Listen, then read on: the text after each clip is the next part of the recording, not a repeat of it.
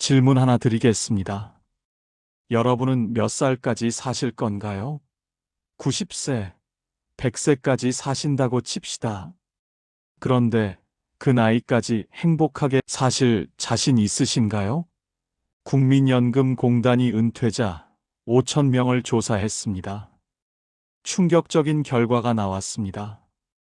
65세에서 75세 이 나이대 99%가 후회한다고 합니다. 우리나라 노인 빈곤율 OECD 1위, 노인 자살률도 1위입니다. 평생 열심히 살았는데 왜 그럴까요? 저도 여러분과 똑같은 고민을 했습니다. 세월이 참 빠릅니다. 어제 젊었던 것 같은데 벌써 이 나이가 됐네요. 저는 올해 66입니다. 5년 전부터 준비했습니다. 노년학책 72권을 읽고 80대, 90대 어르신들을 직접 만나 여쭤봤습니다. 무엇을 가장 후회하십니까? 행복한 분들과 불행한 분들의 차이를 관찰했습니다. 놀랍게도 대부분 똑같은 대답을 하셨습니다. 오늘 그 6가지를 말씀드립니다. 혼자 깨달은 게 아닙니다. 수많은 선배 어르신들이 겪으신 진짜 이야기입니다. 특히 첫 번째 이야기는 정말 중요합니다. 이건 모르면 우리도 후회하는 99%에 포함될 수 있습니다. 하지만 방법이 있습니다. 그리고 늦지 않았습니다. 자, 함께 시작해 봅시다. 끝까지 함께 해주시길 바랍니다. 시작 전 구독과 좋아요 부탁드립니다. 65세에서 75세 99%가 땅을 치고 후회하는 6가지. 첫 번째, 평생의 동반자 배우자와의 관계. 젊은 시절, 밖에서 일하느라 고생했다는 핑계로 아내에게 무심했습니다. 밥상에서 반찬 투정하고 말 한마디 따뜻하게 건네지 못했지요. 밖에서 받은 스트레스를 만만한 아내에게 풀었는지도 모릅니다. 그런데 명함 떨어지고 친구들 하나 둘 떠나고 나니 결국 내 옆에 남는 사람은 딱 한 명, 아내뿐이더군요. 회사에서 잘 나가던 김 부장 기억하시나요? 회사 동기였던 그는 정말 사람 좋기로 유명했습니다. 경조사에 빠지는 법이 없었고 골프 모임 총무도 10년간 맡았습니다. 은퇴 후에도 바빴습니다. 이 모임 저 모임 쫓아다녔죠. 그러다 2년 전 폐암 3기 진단을 받았습니다. 지인 100여 명에게 문자를 보냈습니다. 제가 많이 아픕니다. 시간 되시면 한번 찾아와 주세요. 6개월 동안 그를 찾아온 사람은 몇 명이었을까요? 16명이었습니다. 저를 포함해서요. 김 부장은 병실에서 제게 말했습니다. 30년 넘게 사람들 챙기며 산 게 이거였나? 나는 누구의 진짜 친구도 아니었구나. 그런데 있잖아. 아내가 매일 병원에 와 저녁으로 죽을 끓여오고 그리고 손잡고 기도해줘. 나는 평생 아내한테 잘못했는데 이제야 알겠어. 진짜 내 편은 아내밖에 없었다는 걸. 그 친구는 울면서 내가 헛살았어. 진짜 귀인을 옆에 두고 엄한 데 가서 세월을 낭비했어라고 했습니다. 60대, 70대 여성분들 중에는 지금도 가부장적이고 성격 고약한 남편들 때문에 괴로워하는 경우가 많습니다. 이런 사연을 접할 때마다 참 불편한 마음이 생깁니다. 솔직히 고백하겠습니다. 저도 은퇴 직후 아내에게 무뚝뚝했습니다. 회사 습관대로 명령하고 불평했습니다. 아내가 차려준 밥상에 투덜거렸습니다. 이게 뭐야? 반찬이 맨날 똑같네. 아내가 외출하려 하면 짜증을 냈습니다. 또 어디가? 집에 있지. 6개월쯤 지났을 때 아내가 조용히 말했습니다. 당신은 회사는 퇴직했는데 가부장은 퇴직 안 했네요. 그 말에 정신이 번쩍 들었습니다. 80년 동안 700명을 추적 조사한 유명 대학 연구 결론은 행복의 핵심은 관계의 질이었습니다. 그중 가장 중요한 관계가 바로 배우자입니다. 인생 후반전에선 더욱더 그렇습니다. 왜냐하면 내 곁에서 가장 오랫동안 있어줄 사람이 바로 배우자이기 때문입니다. 자식들은 다 떠납니다. 결혼하고 독립하면 1년에 몇 번 보기도 힘듭니다. 친구들도 하나 둘 줄어듭니다. 나이 들면 친구들도 아프거나 세상을 등집니다. 결국 남는 건 배우자입니다. 여전히 권위주의적이고 무뚝뚝하게 배우자를 무시하는 분들은 내 미래가 어떤 모습일지 진지하게 생각해 보시길 바랍니다. 배우자의 소중함을 깨닫고 사소한 것도 진심으로 감사해야 합니다. 배우자에게 잘하는 것은 결국 자신을 위하는 길입니다. 취미를 함께 나눌 수 있는 최고의 친구는 바로 배우자가 되어야 합니다. 속마음을 털어놓을 수 있는 친구가 있다면 외롭지 않을 뿐더러 살면서 겪게 되는 스트레스도 함께 이겨낼 수 있습니다. 지금이라도 늦지 않았습니다. 가부장적인 권위, 그것 퇴직할 때 회사에 다 반납하고 오셨어야 합니다. 더 늦기 전에 삼식이 눈치 보지 마시고 아내의 가장 친한 친구가 되어주세요. 배우자의 웃음소리로 가득한 가정을 만들어 보십시오. 거창한 선물 필요 없습니다. 내일 아침 밥상 받으시면서 여보, 국물이 참 시원하네. 고마워. 이 한마디면 됩니다. 그리고 산책할 때 슬그머니 손 한번 잡아주세요. 사랑은 큰 것이 아니라 고맙소. 이 세 글자입니다. 배우자가 행복해야 내 노후가 편안하고 따뜻해집니다. 이것이 첫 번째입니다. 두 번째, 돈. 어떻게 쓸 것인가? 우리나라 노인 10명 중 4명이 빈곤합니다. 자살률도 OECD 국가 중 1위입니다. 왜 이렇게 됐을까요? 대다수 은퇴 후 고민은 경제적인 어려움입니다. 고정 수입은 줄어드는데 자녀 지원비며 병원비는 늘어만 갑니다. 노후에 빈곤해지면 자존감이 무너집니다. 우리 세대는 남들 눈치를 많이 봤습니다. 남들이 타는 좋은 차, 남들이 사는 좋은 집 자꾸만 비교하게 되죠. 경제적으로 어려워지면 모임이 줄어들고 외로움이 찾아옵니다. 그런데 더러운 건 돈 없는 부모는 자식도 멀리 한다는 겁니다. 그러면 또 허무감이 생깁니다. 이러려고 평생 자식 뒷바라지 했나 싶고 그동안 열심히 살아온 삶이 통째로 부정당하는 기분이 듭니다. 그래서 그럴까요? 외로움, 허무감, 우울증이 찾아오고 몸도 마음도 아프고 불안정한 노후에 희망도 안 보이고 살고 싶다는 의지마저 없어지는 겁니다. 왜 평생 일해도 돈이 없을까요? 잘못 쓰기 때문입니다. 여기서 잠깐 제 친구 이야기를 하나 해드릴까 합니다. 은퇴하고 퇴직금으로 번쩍거리는 외제차를 뽑았던 친구가 있었습니다. 동창회에 그 차를 몰고 왔을 때 우리 모두가 부러워했지요. 야, 너 정말 성공했구나. 그런데 딱 석 달 뒤 그 친구에게 전화가 왔습니다. 목소리가 한없이 작아져 있더군요.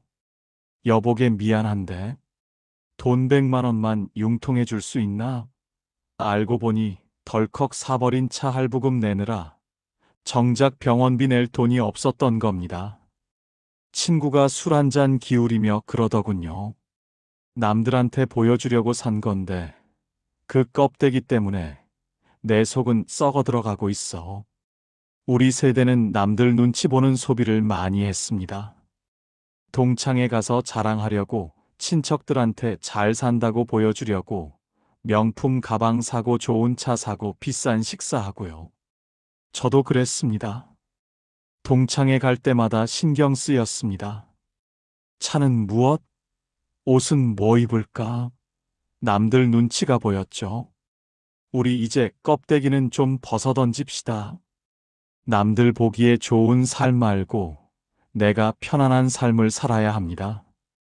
허세 부리느라 나가는 동창회, 경조사비, 과시용 소비 그거 다 줄여도 아무 일 안 일어납니다. 대신 그 돈으로 나를 위해 쓰십시오. 비싼 생선회도 드시고 아내와 함께 여행도 다녀오십시오. 남은 생은 남의 눈이 아니라 나의 행복에 돈을 쓸 때입니다. 그리고 뼈 아픈 이야기지만 꼭 드려야 할 말이 있습니다. 자식에게 너무 다 주지 마십시오. 자식이 안쓰러워도 내 노후가 무너지면 오히려 그 짐은 고스란히 자식에게 돌아갑니다. 내가 내 노후를 책임지는 것이 결국은 자식을 가장 사랑하는 길입니다. 전 재산을 물려주고 빈털터리가 되어 자식 눈치 보는 것보다 내 지갑에 용돈 두둑이 넣어 다니며 손주들 맛있는 거 사주는 할아버지가 훨씬 더 존경받고 환영받습니다. 부모의 재산을 자식에게 물려준다는 생각, 이제는 버려야 합니다. 자식을 위한 희생보다 자신의 노후를 준비하셔야 합니다. 자식들은 본인 가정을 꾸리고 나면 절대 부모 인생을 책임지지 않습니다. 기대도 하지 말아야 합니다. 또 하나, 계획 없는 투자와 사기도 조심해야 합니다. 열심히 저축한 분들도 조심해야 합니다. 60대 이상 투자 사기 피해가 연간 2천억 원이 넘습니다. 은퇴자들의 조급한 마음을 노린 사기입니다. 저는 이렇게 실천했습니다. 첫째, 남들 눈치 보는 소비를 줄였습니다. 동창회, 피곤한 모임, 과시용 명품 소비를 모두 끊었습니다. 둘째, 대신 나를 위한 소비를 늘렸습니다. 3달에 한 번 아내와 여행을 갑니다. 강릉, 경주, 전주, 부산 비싸지 않아도 괜찮습니다. 1박 2일이면 충분합니다. 맛있는 음식을 먹습니다. 회 한 접시, 갈비 3인분. 예전엔 아까워서 못 먹었는데 이제는 먹고 싶으면 먹습니다. 손주들 만날 때 용돈을 2배로 줍니다. 손주들 표정이 확 달라졌어요. 할아버지 최고. 백화점에서 아내가 원하는 옷을 삽니다. 당신 입고 싶은 거 입어. 그렇게 3년을 살았습니다. 통장 잔고는 좀 줄었지만 행복은 몇 배가 늘었습니다. 셋째, 자식에게 다 주지 않습니다. 제 원칙이 생겼어요. 급한 거 도와줄 순 있어도 전 재산은 절대 안 줍니다. 제 노후 자금은 제가 지킵니다. 특히나 평생 동안 쓰는 병원비의 50%가 돌아가시기 10년 전에 집중된다고 하지 않습니까? 옆에 모아놓은 돈을 자식에게 퍼주거나 젊을 때 저축 안 해서 아파도 병원 못 가는 상황 만들면 안 됩니다. 간단히 정리해 드립니다. 남들 눈치 보는 소비를 줄이십시오. 과시하려고 쓰는 돈 다 끊으세요. 나를 위한 소비를 늘리십시오. 투자 사기는 조심하시고요. 연 10% 이상 수익률 광고는 무조건 의심하세요. 자식에게 다 주지 마세요. 도와줄 순 있어도 전 재산은 안 됩니다.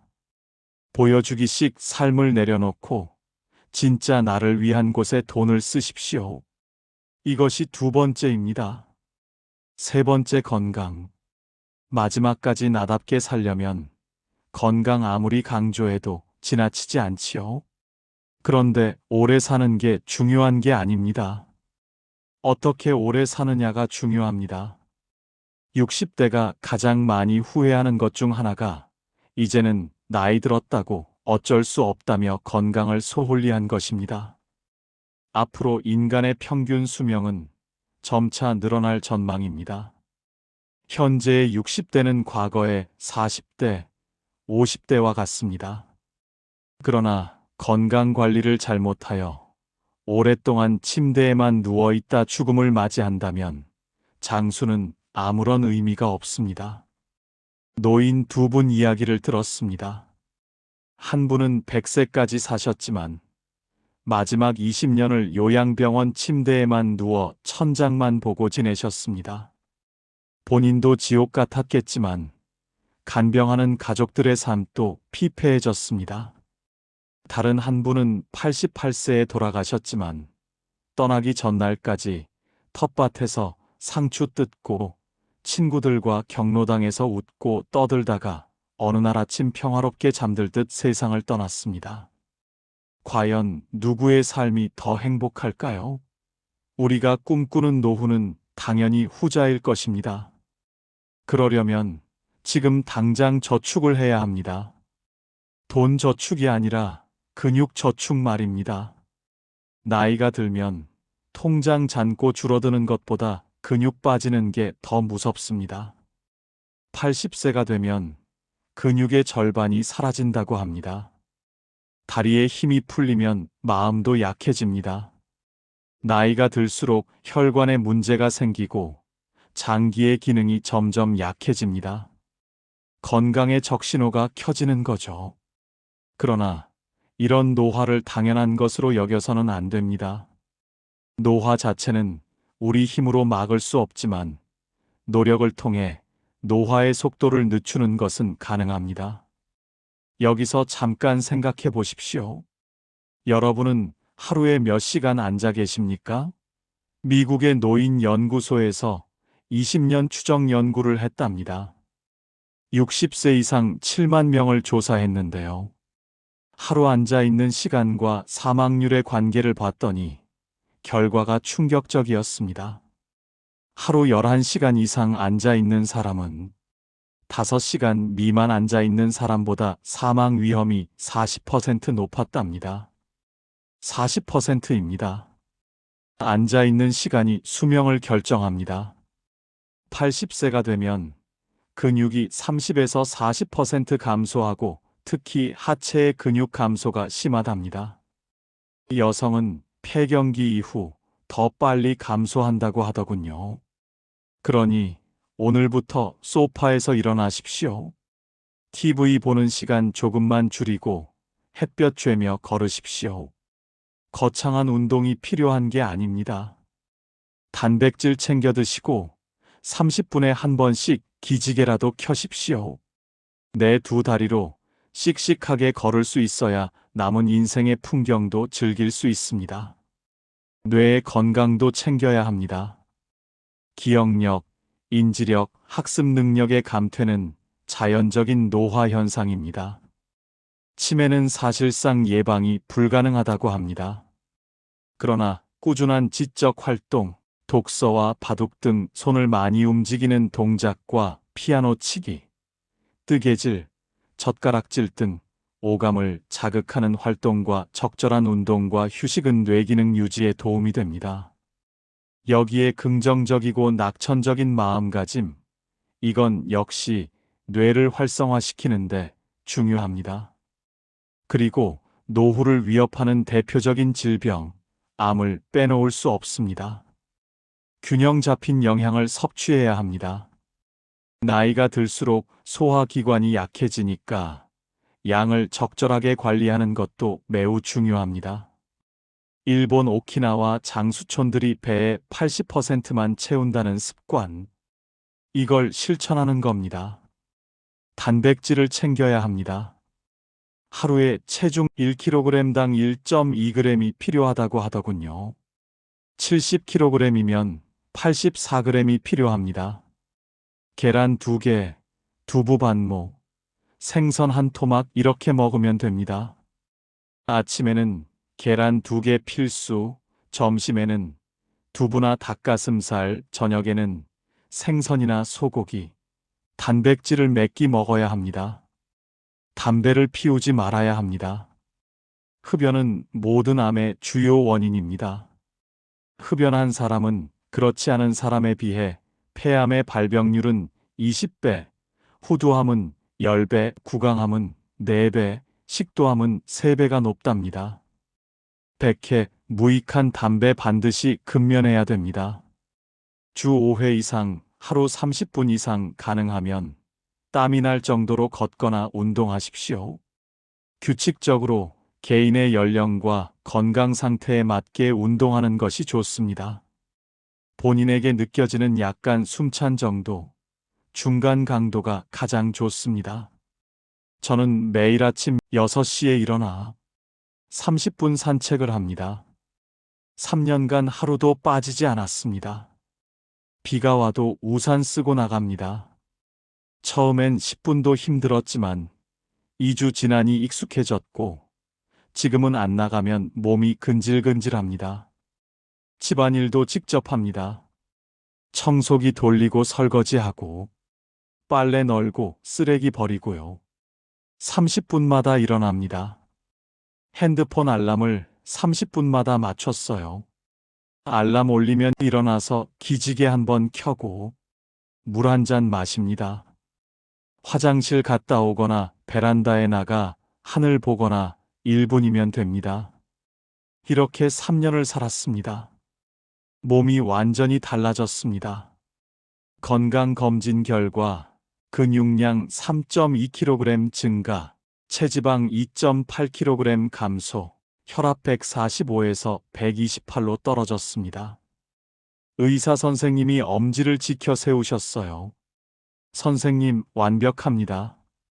이대로만 하시면 90세 문제 없습니다.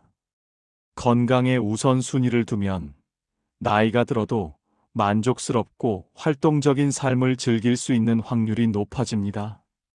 건강은 오래 사는 게 아니라 마지막까지 나답게 사는 것입니다. 무엇보다 앉아있는 시간을 줄이니 삶이 활력이 있어졌습니다. 이것이 세 번째입니다. 네 번째, 돈 공부. 이제는 생존을 위해 해야 합니다. 이 나이에 무슨 돈 공부야? 이렇게 생각하실 수 있습니다. 하지만 금융 문맹은 글자를 모르는 것보다 더 무섭습니다. 평생 피땀 흘려 모은 노후 자금 귀 얇아서 남의 말만 믿고 투자했다가 날리는 분들 너무 많이 봤습니다. 요즘 사기꾼들은 우리 같은 은퇴자들의 조급한 마음을 노립니다. 10% 이자 준다는 말에 혹해서 퇴직금을 몽땅 넣었다가 가슴 치며 통곡하는 일이 남의 일이 아닙니다. 내 돈은 내가 지켜야 합니다.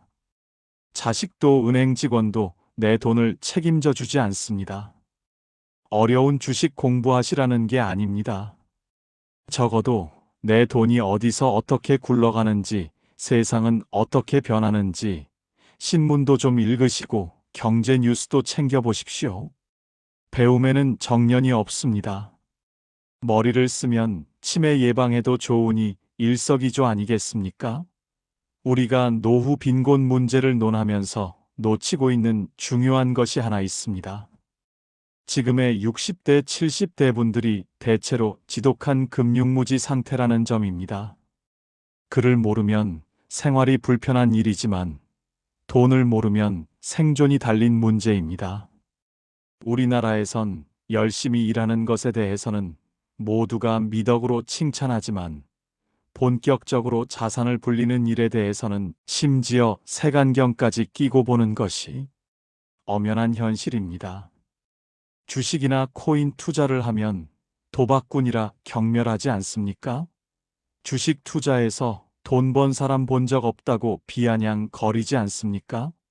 게다가 부동산을 하면 투기꾼이라고 윽박지르지 않습니까? 그러면서 동시에 열심히 땀 흘려 돈을 벌고 열심히 저축을 해서 부자가 되라고 합니다. 그렇게 열심히 살아도 노후에 자식들 결혼시키고 나면 정작 자신의 노후를 대비할 돈은 거의 남아있지 않습니다. 더욱이 오직 노동을 통해서만 돈을 번 사람은 노동을 못하게 되는 순간 소득 빈곤층으로 전락하게 됩니다.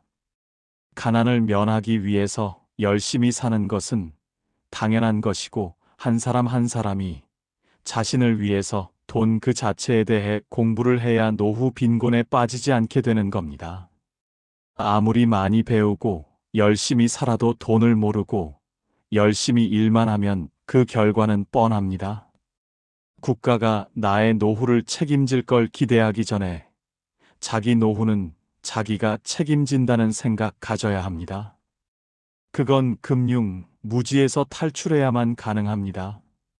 실제로 은퇴자가 평생 모은 돈을 금융사 직원 권유로 펀드에 넣었다가 큰 손실을 봤다는 뉴스가 흔합니다. 이처럼 금융에 대한 지식과 정보가 없으면 내 평생 노후 자금이 물거품처럼 사라질 수도 있습니다. 미국의 부호 워렌 버핏도 65세 이후에 막대한 재산의 90% 이상을 축적했다고 합니다. 그러니 지금도 너무 늦었다고 생각하지 마시고 쉬운 것부터 천천히 공부하는 것이 중요합니다. 모든 것은 본인 의지대로 마음먹기 나름입니다. 지금부터라도 금융에 대해 관심을 가지고 배워보려는 자세를 갖춘다면 이미 여러분은 한 단계를 해낸 것입니다. 저도 58부터 제대로 경제서적을 읽기 시작했습니다. 도서관에서 20권을 빌려 읽었습니다. 처음엔 어려웠습니다. 용어도 생소하고 이해가 안 됐습니다. 하지만 한 권, 두 권 읽다 보니 조금씩 보이기 시작했습니다. 펀드가 뭔지, 채권은 어떻게 굴러가는지, 세금은 어떻게 내는지 하나씩 알아갔습니다. 지금은 제 돈을 제가 관리합니다. 은행 직원이 권유해도 내가 이해 못하면 안 합니다. 자신 있게 말씀드립니다. 늦지 않았습니다. 도서관 가세요. 경제서적 한 권 빌리세요. 유튜브에 무료 금융 강의 많습니다. 특히 EBS 다큐나 지식인사이드와 같은 공신력 있는 채널을 추천드립니다. 하나씩 들어보세요. 내 돈은 내가 지킵니다. 금융 지식은 생존의 문제입니다. 이것이 4번째입니다. 이제 5번째 이야기로 넘어갑니다. 5번째, 취미 새로 시작하는 용기. 은퇴 후 견디기 힘든 게 뭔지 아십니까? 돈 없는 것보다 더 무서운 것. 바로 심심한 것입니다. 하루 24시간이 텅 빈 운동장처럼 막막할 때가 옵니다. 그때 TV 앞에만 앉아 있으면 사람이 시들어갑니다. 이제 시간 부자가 되었으니 젊어서 못했던 것을 해보십시오. 취미라고 하면 거창하다 생각해서 도전조차 안 하시는 분들이 많습니다. 등산, 독서, 음악 감상처럼 돈이 필요하지 않은 취미도 많습니다. 연구에 따르면 60세 이상 사람들 중 취미가 있는 사람은 우울증이 적고 삶의 만족도가 높다고 합니다. 말년의 만족도는 취미 활동과 가장 밀접하게 연관되어 있습니다. 다양한 취미 활동은 치매 예방에도 매우 도움이 됩니다. 두뇌 회전을 많이 시킬 수 있는 놀이나 독서가 좋습니다. 글을 쓰는 것도 효과적인 예방법입니다. 글쓰기는 남에게 보여주는 목적이 아니라 자기 성찰을 위한 글쓰기입니다. 한 줄 쓰기부터 시작하면 됩니다. 그림 그리기도 좋습니다. 손과 두뇌의 상호작용이 일어나 뇌 발달에 도움이 됩니다.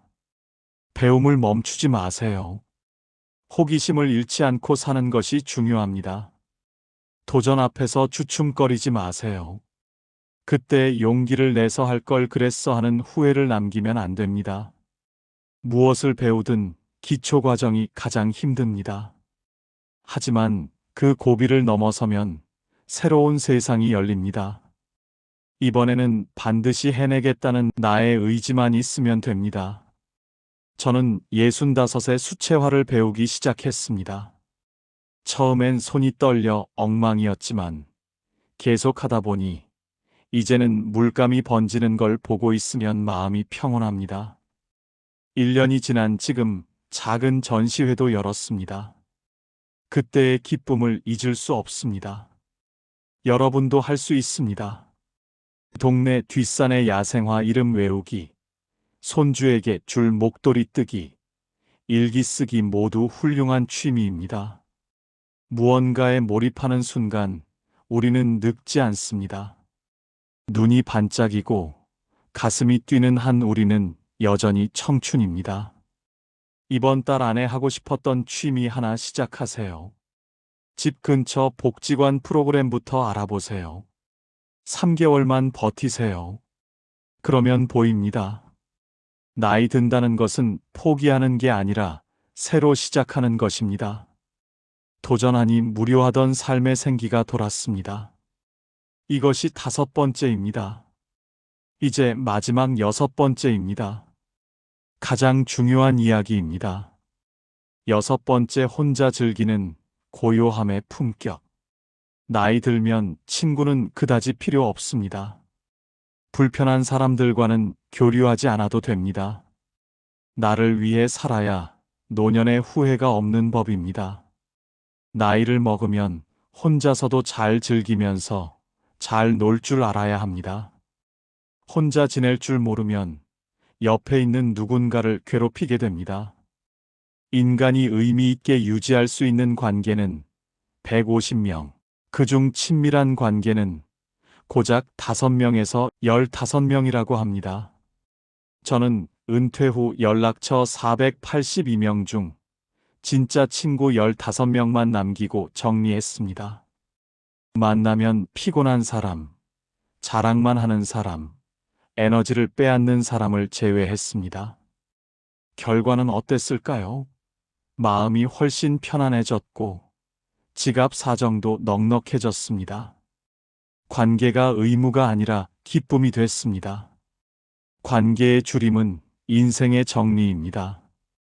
고요함을 견디는 능력이 곧 품격입니다. 나이 들면 필연적으로 혼자가 됩니다. 외로움을 견디지 못해 아무 모임이나 기웃거리지 마세요. 정호승 시인처럼 울지 마라. 외로우니까 사람이다. 외로움을 자연스러운 것으로 받아들이십시오. 오히려 혼자 있는 시간을 자유의 시간으로 받아들이십시오. 복잡한 인간관계 정리하고 진짜 마음 통하는 번 몇 명만 남기십시오.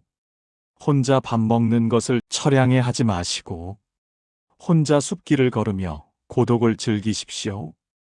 고독을 친구 삼을 줄 아는 사람은 그 내면이 단단하고 깊어집니다.